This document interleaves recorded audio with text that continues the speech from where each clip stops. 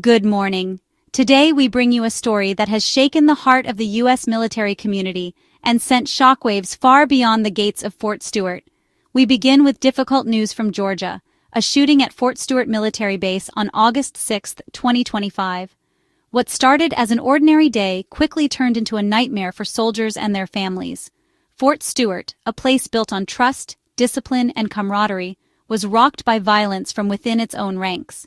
The base, home to thousands of service members, is known for its strong sense of unity and purpose. But on this day, an Army sergeant allegedly opened fire on fellow soldiers, turning a routine morning into chaos and confusion. The sudden eruption of gunfire shattered the sense of security that so many had taken for granted. 5 soldiers were wounded in the attack, and the base was immediately thrown into lockdown. Emergency responders rushed to the scene, their sirens piercing the tense air as they worked to secure the area and care for the injured. The suspect, Sergeant Quorneliusradford, was a non-commissioned officer, one of their own.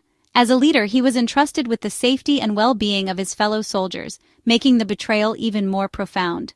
The attack happened in a maintenance area, a place usually filled with the sounds of work, camaraderie, and the steady rhythm of daily tasks, not gunfire and panic. Soldiers who were simply going about their duties suddenly found themselves in a life-or-death situation. At first, many soldiers thought it might be a drill, a routine exercise meant to prepare them for emergencies. But as the reality set in, fear and confusion spread rapidly. The base's tight-knit community was left reeling, struggling to comprehend what was happening. The incident drew national attention, with news outlets across the country reporting on the tragedy. It raised urgent questions about safety, mental health, and the pressures faced by those who serve, even in environments designed to be secure. Military bases have strict protocols and security measures in place, but this tragedy is a stark reminder that no place is truly immune to violence. Even the most secure locations can be vulnerable when trust is broken from within. The fact that the alleged shooter was a trusted leader makes the event even more troubling. It forces the military community to confront difficult questions about leadership, accountability, and the unseen struggles that some may face. As Fort Stewart begins to heal, the nation is left to grapple with another senseless act of violence. The scars left behind will take time to fade, and the process of recovery will be long and challenging for everyone affected. The investigation is just beginning, but the impact is already deeply felt. As authorities search for answers, the hope is that lessons will be learned to prevent such tragedies in the future, and that the Fort Stewart community will find strength and unity as they move forward. The man at the center of this unfolding story is Sergeant Quorneliusradford, aged 28, a figure now known to many both inside and outside the military community. Radford served as a logistics sergeant with the renowned 3rd Infantry Division, a unit with a long and storied history in the U.S. Army. As a non-commissioned officer, his responsibilities were significant. He managed critical supplies, ensured operations ran smoothly, and was tasked with leading and mentoring younger soldiers under his command. The allegations against him now stand in stark contrast to the trust and authority he was given as a leader, leaving many in shock and disbelief. In the immediate aftermath of the incident, Radford was quickly subdued by his fellow soldiers, who acted decisively to prevent further harm. He was then taken into military custody, where he remains as the investigation unfolds, just hours after the shooting took place. The military justice system has now taken over, and Radford's fate will be determined through a process designed to uphold both discipline and fairness within the armed forces.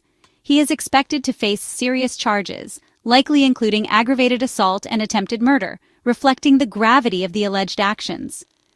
Notably, Radford had no history of combat deployments, a fact that stands out to investigators as it may provide insight into his background and possible stressors.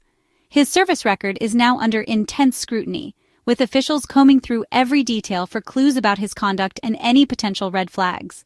Relationships within his unit are also being reviewed, as investigators seek to understand the dynamics that may have contributed to this tragic event.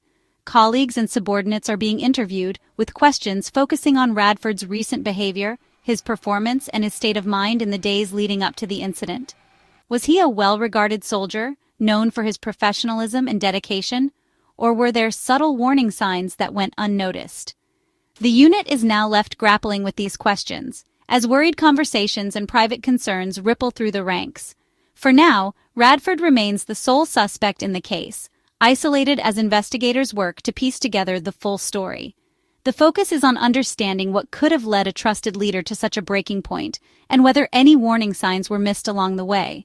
The answers that emerge from this investigation will be critical, not only for ensuring justice is served, but also for helping the Fort Stewart community begin the long process of healing and rebuilding trust in the wake of tragedy. Every investigation asks, why did it happen? Early reports point to a conflict the day before the shooting. On August 5th, Radford reportedly argued with one of the eventual victims. The dispute, details undisclosed, allegedly festered overnight and exploded into violence. Investigators are piecing together what was said, who witnessed it, and whether intervention was possible. The first victim was the soldier Radford argued with. The others may have been bystanders or tried to intervene. This pattern, personal grievance escalating to mass violence, is tragically common. The disagreement was the spark, the shooting, the devastating result. August 6th began as a normal day for the 3rd Infantry Division. That changed when Radford allegedly sought out the soldier he'd argued with, following him to a maintenance area. The first shot was fired with chilling precision, turning a familiar workplace into a scene of terror. Radford then shot 4 others. Whether targeted or caught in the chaos is unclear. Soldiers faced an unimaginable situation, an active shooter who was one of their own. The attack was stopped by the courageous actions of unarmed soldiers who subdued Radford. Their bravery prevented further tragedy. The area was secured, and emergency care began for the wounded. The investigation started immediately, as the community reeled from the shock. In the aftermath of the incident, the immediate focus was on the 5 wounded soldiers, whose lives were suddenly and violently changed. The chaos of the moment was met with swift action from those nearby, as medics and fellow soldiers rushed to their aid, determined to save lives and prevent further tragedy. Emergency responders acted with remarkable speed and professionalism, working tirelessly to stabilize the wounded. Thanks to their quick intervention, all victims were stabilized at the scene and transported to medical facilities, where they are now expected to survive.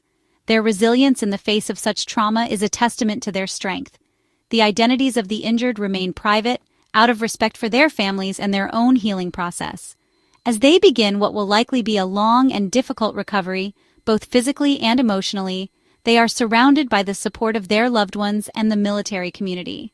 For these soldiers, the pain goes beyond physical wounds. Being shot by a fellow service member brings a profound sense of betrayal, adding a complex layer to their trauma. The emotional scars may take far longer to heal than the physical ones. Recognizing this, the Army has mobilized mental health resources, ensuring that victims and their families have access to counseling and support. Specialized teams are on hand to help them process the shock and begin the journey toward recovery. Amid the tragedy, stories of heroism and selflessness have emerged. In those critical moments, soldiers put themselves in harm's way to protect their comrades, acting with courage and quick thinking. Several soldiers risked their own lives to confront and restrain the shooter, preventing further loss and ensuring the safety of others. Their bravery under fire is a powerful reminder of the bonds that unite those who serve. These actions are a testament to the courage, discipline, and selflessness that define the military community. In the darkest moments, their commitment to each other shines brightest. The Fort Stewart community has been deeply shaken by the events, but support services have been rapidly mobilized to help everyone affected. From crisis hotlines to on-base counseling, resources are available for soldiers, families, and staff. Chaplains, counselors, and mental health professionals are working around the clock, offering guidance, comfort, and a listening ear to those in need. Town halls and briefings are being held to reassure the community, provide updates, and answer questions, helping to restore a sense of safety and unity. The healing process will be a collective effort, as soldiers, families, and the wider community come together to support one another and rebuild trust. In the face of darkness, the bravery and unity shown by these men and women stand as a beacon of hope, reminding us all of the enduring strength and resilience found within the military community.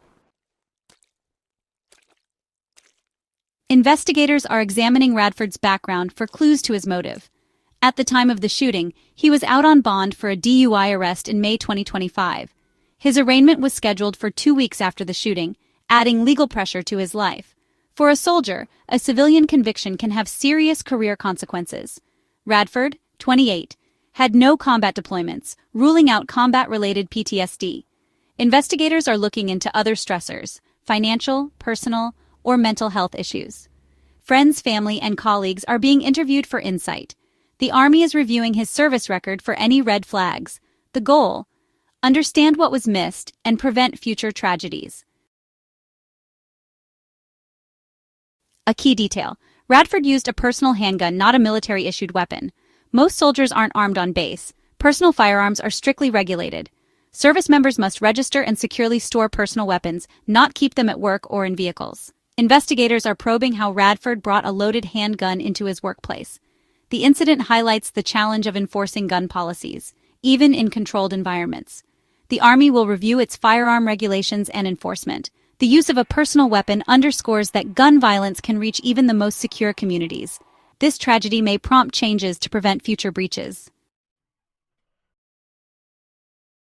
Fort Stewart's leadership responded swiftly after the shooting.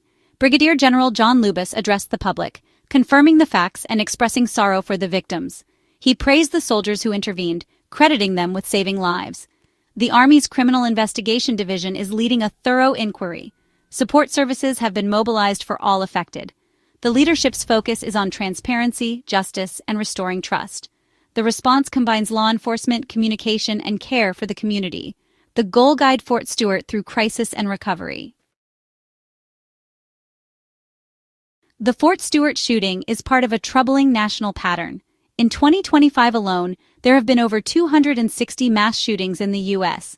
This tragedy shows that even military bases aren't immune to gun violence. The same factors, access to firearms, personal grievances, mental health, exist in both civilian and military life.